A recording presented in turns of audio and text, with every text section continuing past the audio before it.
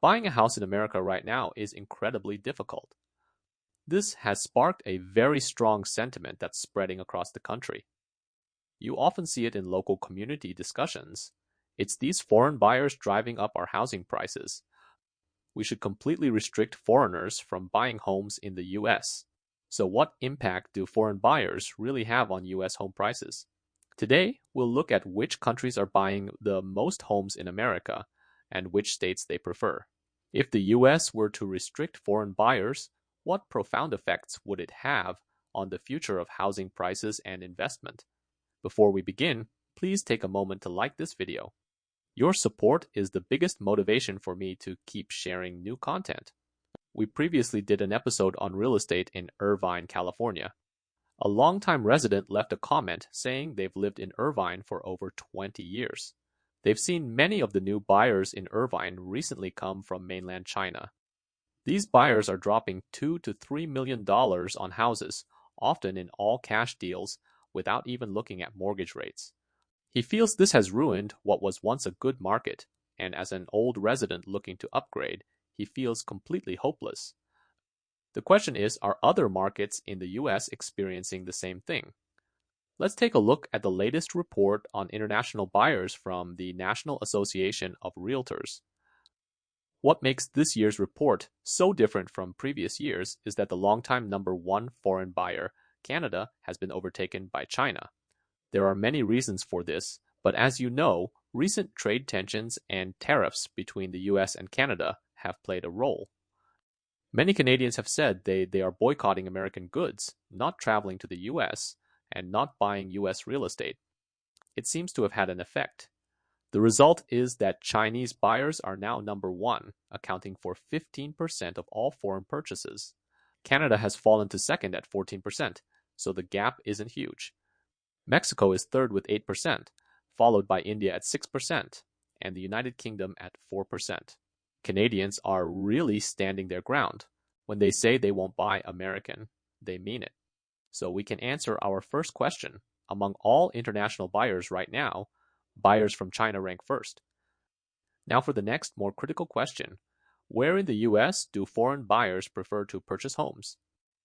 The state with the most purchases is Florida, accounting for 21% of the total. Second place is California with 15%, followed by Texas at 10%, New York at 7%, and Arizona at 5%. But here's the interesting part. Chinese buyers are the top foreign buyers overall, yet the most popular state is Florida. Does this mean Chinese buyers now prefer Florida too? In our real estate development work, especially for international projects, we conduct a preliminary study on what we call the Cultural Affinity Index. This index shows that different international buyers tend to follow each other when buying abroad. If one person buys a house in a certain place, his or her friend will often follow to be near them. Therefore, for many foreign buyers making their first international purchase, price is not the primary driving factor. They are often willing to pay more for a more expensive house. This is because foreigners have vastly different cultural traditions and even aesthetic preferences. For instance, in recent years, the most popular place for Chinese buyers hasn't actually been the United States. It's been Japan, China's neighbor. The cultures are similar, the writing systems have similarities, and there's a wide variety of Chinese food in Japan. So even though many foreign buyers in the US are focused on Florida, the highest cultural affinity score for Chinese buyers is for California on the West Coast. Besides California, what other states do Chinese buyers like? Let's take a look. California is number one by a huge margin at 36%. The next few states are New York at 9%, and the fastest growing is Maryland, also at 9%. Following them are Georgia and Washington, each at 4%. But in Florida, the most popular state for foreign buyers overall, Chinese buyers only account for 3%. Furthermore, Texas has fallen off the list of top choices for Chinese buyers. The biggest fans of Texas real estate are buyers from India and Mexico.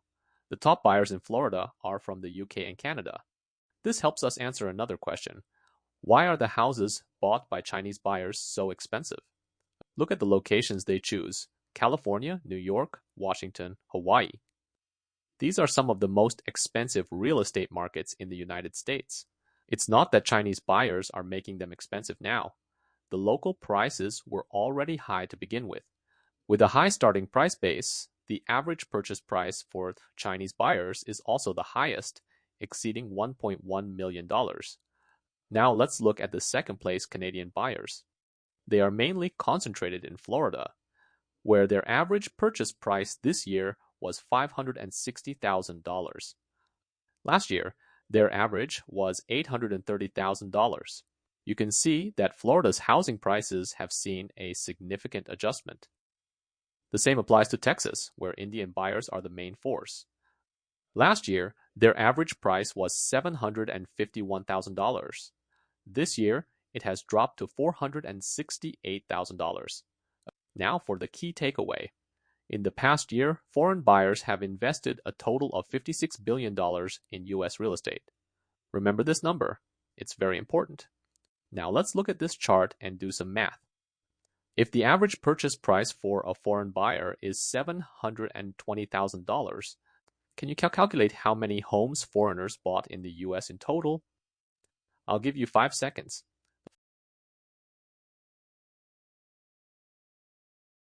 Let's do the calculation. Foreign buyers spent a total of $56 billion.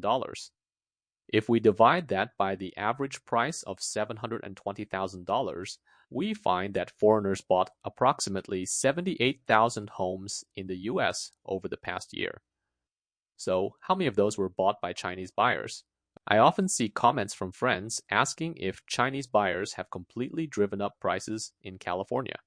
So the key question is, how many homes did buyers from China actually buy in California? Let's calculate it. In the past year, Chinese buyers purchased about 11,700 homes in the US. Of those, 36% were in California, which amounts to about 4,200 homes. Does that sound like a lot? Don't jump to conclusions just yet. According to the latest data I have, there were 269,030 single homes sold in California in 2024. Therefore, the 4,200 homes purchased by Chinese buyers in the last year account for only about 1.6% of the total. A volume of 4,200 homes is far from enough to shake the California market, let alone the entire U.S. housing market. For perspective, institutional investors like Blackstone buy hundreds or even thousands of properties at a time. Furthermore, we need to look at the purpose of these purchases. For Chinese buyers, 57% of the properties are for their own use, primary residences for family life. Anyone familiar with East Asian culture knows that it's not just China.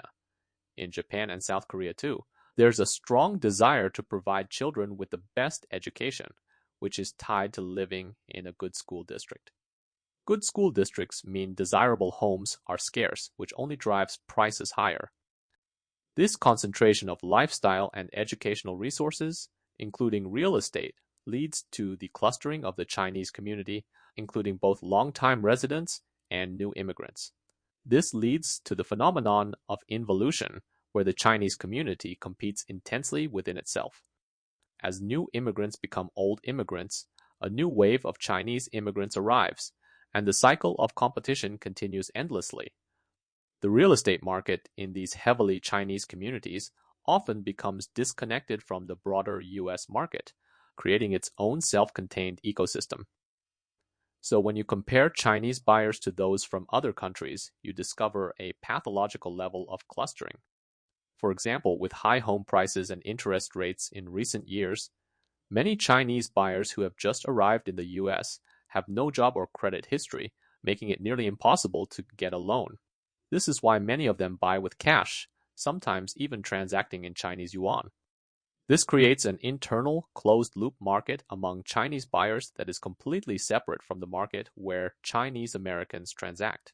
The situation is different for Indian buyers. Many Indians immigrate to run businesses, build a credit history with banks, and can more easily obtain loans.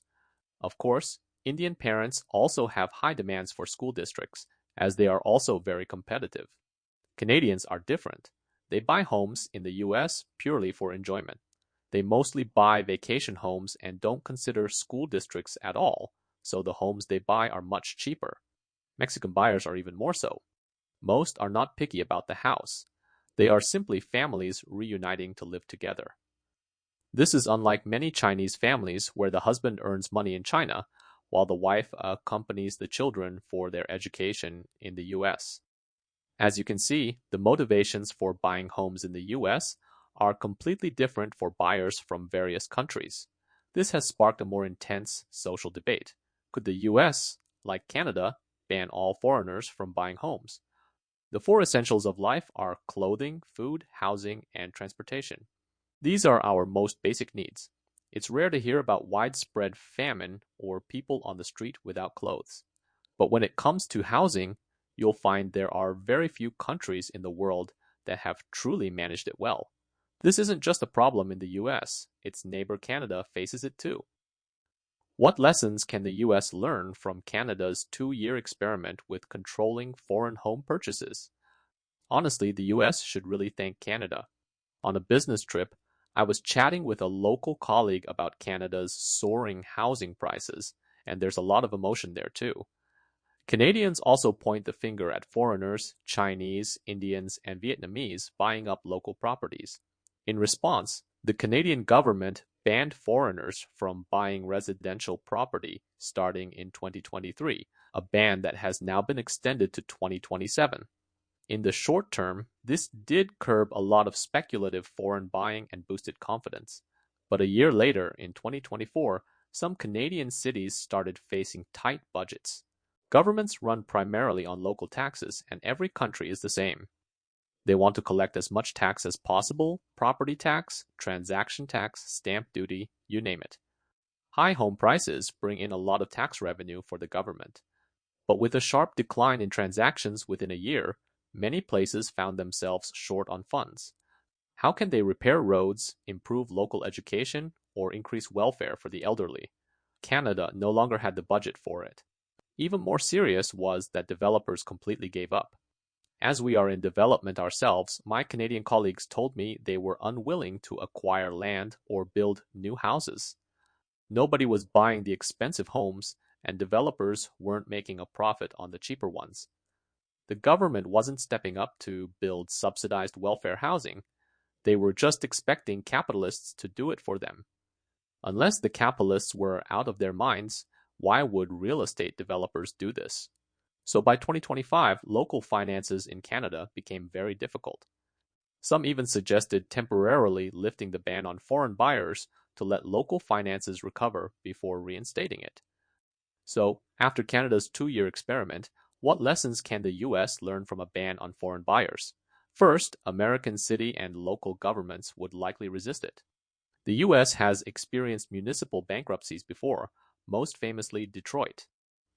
But many people might not know that Orange County, California, the benchmark for the middle class, also went through bankruptcy. A middle-class icon going bankrupt has a terrible social impact, something both federal and local governments want to avoid. This brings us to another question. Will California restrict foreign buyers? Take Orange County, for example, where all the houses are worth millions. The majority of homeowners are just honest, tax-paying mortgage slaves. In ancient China, there was a term for a local official called a zhou mu, where mu means to shepherd. It meant the official treated the people like livestock to be herded for taxes.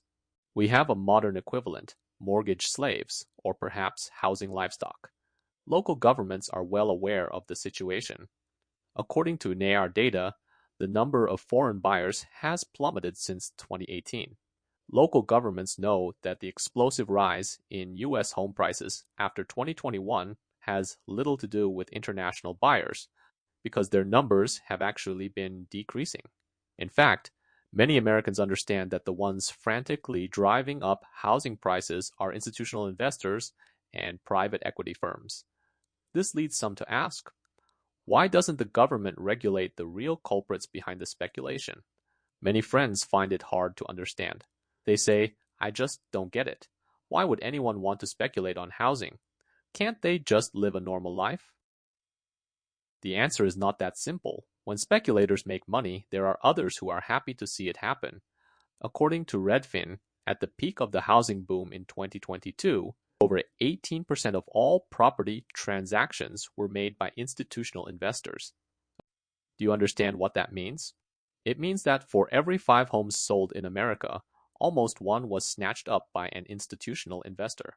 Famous names like Blackstone come to mind, but the real major players are numerous. They include pension funds and university endowment funds. These institutions aren't chasing aggressive profits and don't need high liquidity. In fact, high liquidity isn't necessarily a good thing for these public institutions. If the money is too liquid, there's a constant temptation to invest it here and there. What if they lose money? How would a public institution take responsibility? So public institutions actually need a certain degree of low liquidity and assets that can be used as collateral, like real estate. The more money in the real estate pool, the more the pension funds can grow, and the more research funding universities have. This is understandable. It's just that real estate's role in their asset allocation is a bit awkward. To us ordinary people, it's hard to accept that our homes are being used for speculation by these institutions, because a house is a basic necessity. Behind every house is a living, breathing family. But institutions see this basic necessity as a tool for capital gain. This is why I've said before that many of the companies and stocks you invest in are also playing the real estate speculation game. You, as an investor, just don't want the speculation happening at your own doorstep. We have to accept the reality that real estate is the world's oldest, most traditional form of capital, one that has endured for thousands of years of human civilization.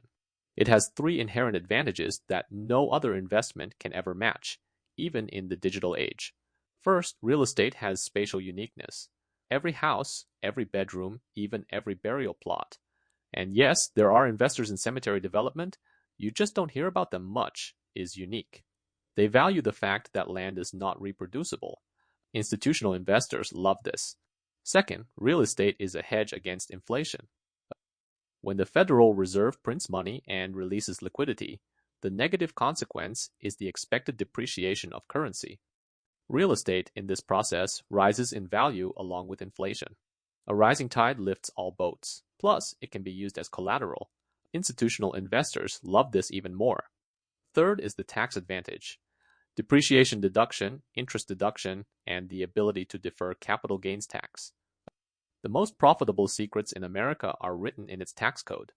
In the eyes of institutions, our dream of home ownership is just another financial instrument. So the NAR report is telling American home buyers that foreign buyers account for only 2.5% of the total value of home sales. American buyers should instead focus more on the structural issues within the U.S. housing market. That is the key to solving America's high housing prices. So let's do a little brainstorming. Let's see how other countries impacted by foreign buyers are dealing with the frantic buying spree and what valuable lessons the U.S. can learn from them. Many people look to Singapore as the global benchmark for public welfare, especially in housing governance. For example, a friend asked, "We always hear about the shortage of development land and housing supply in major US cities. But look at Singapore, their land is even more scarce and their housing shortage more acute. How has Singapore managed its real estate market relatively better? A country's governance is closely related to the total resources it possesses. America is rich in resources, so its governance style is more freewheeling. But Singapore is a tiny island with scarce resources, so it must be meticulous in its resource management. I've discussed this with my colleagues in Singapore. What is the most effective policy in real estate management? They said it's the ABSD, Additional Buyer's Stamp Duty. This tax targets not only foreigners, but also Singaporean citizens. Foreigners buying their first property and citizens buying their second property are subject to a hefty 60% tax. So, if foreign entities or local institutions want to speculate on property, fine, but you have to pay a 60% tax first.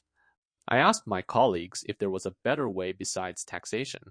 For instance, why not just ban foreigners from buying property in Singapore and send their capital back where it came from? My colleagues' understanding is that Singapore is an open country with free-flowing international capital, which is very beneficial for financial development and regulation. So you can't throw the baby out with the bathwater just to deal with a few property speculators and scare away more capital. That would be a huge loss for Singapore. But they must be heavily taxed. Why? If you want to make money from a basic public necessity, you have to pay a premium. The result is that while property in Singapore is indeed very expensive, its fluctuations are not as wild as in the US, where it feels like when Blackstone passes through, housing prices become deadly. Second, let's look at Japan. I plan to go to Japan in the second half of the year to study elderly care architecture and technology retrofitting, and will do a special feature on Japanese cities then.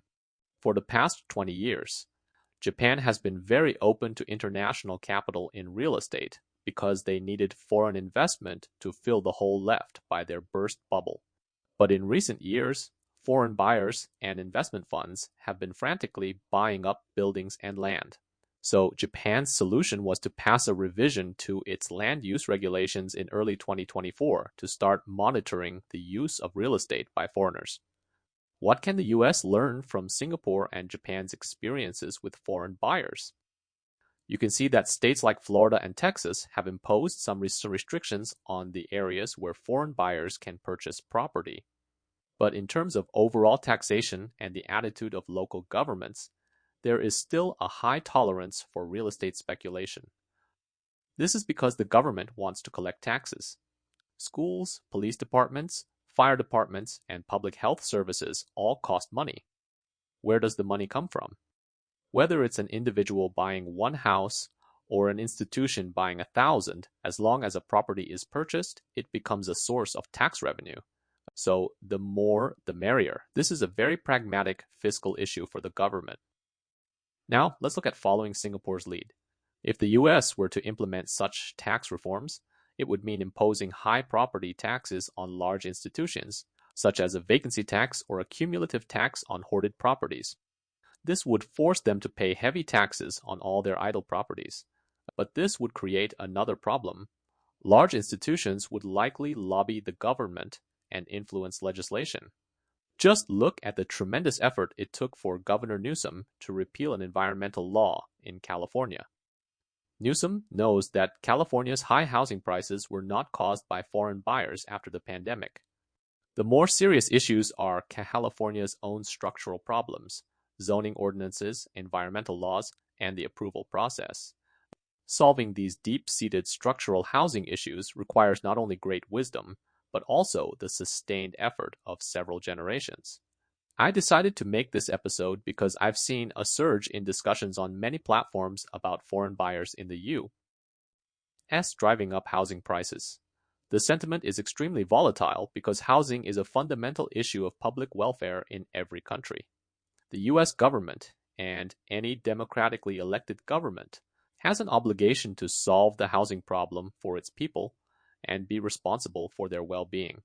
However, as we've seen from the NAR data, international buyers had actually already made their exit during this latest surge in U.S. home prices. So, did foreign buyers cause the U.S. housing market to become so terrible today? The answer is, yes, they bought homes, but not to the exaggerated extent that many people imagine or that some media outlets portray.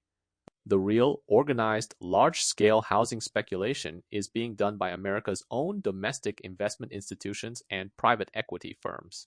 If we look a little closer, you can fully understand the U.S. real estate market. The current rules of the financial market are designed for capital. Large institutions have inherent advantages in information channels, lower borrowing costs, and legal and tax maneuvering space. Capital can flow in and out of one American city after another. You can see that the current financial rules are not designed for ordinary families. You've probably also observed that young people in America now, and even many middle-aged friends, are gradually less willing to bet their entire lives and fortunes on a house. They are starting to explore more possibilities for asset allocation, studying how to regularly invest in their retirement accounts. If they can't afford a house in New York or California, it doesn't matter. They are reevaluating the rules of capital flow and policy making. The sooner you understand that a house is not the final destination of your life struggle, but just a tool for living, the sooner you can break free from the anxiety of the crowd around you, and especially from the nameless distress caused by the noise of the internet. Your value in life is never determined by the house you live in or the car you drive. I welcome you to share your thoughts. Where do you think the real problem with today's high housing prices in the U.S. lies? Do you have any better solutions? I wish you all the best in your life and work. Please like, subscribe, and turn on the notification bell so you don't miss the next exciting share.